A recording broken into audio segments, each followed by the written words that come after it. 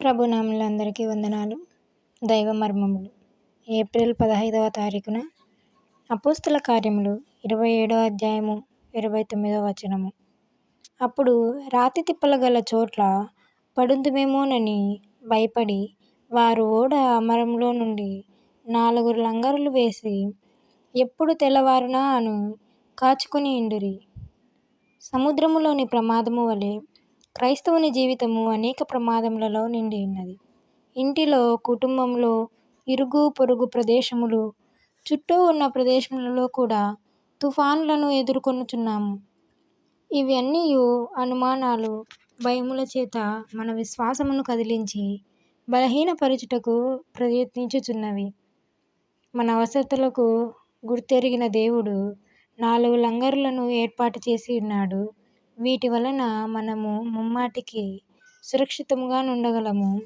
అపోస్తల కార్యములు 2వ అధ్యాయము 41వ వచనము 42వ వచనములలో ప్రతి విశ్వాసికి దేవుడే ఏర్పాటు చేసిన ఈ 4 లంగర్లను చూచుచున్నాము.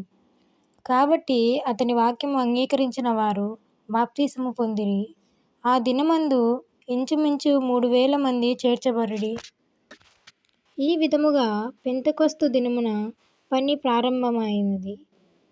ఈ దైవజనులు దేవుని వాక్యమును ధైర్యముతోనూ, శక్తితోనూ, అధికారముతోనూ బోధించిరి. విన్న వారందరూ వాక్యముచే గ్రుచ్చబడిరి. వెంటనే వారు నమ్మిన వాక్యమునకు విధేయులైరి. 3000 ఆత్మలు చేర్చబడెను. అదే సమయంలో 42వ వచనంలో చేర్చబడినట్లు పైన పేర్కొన్న 4 లంగరులు వారికియ్యబడినవి.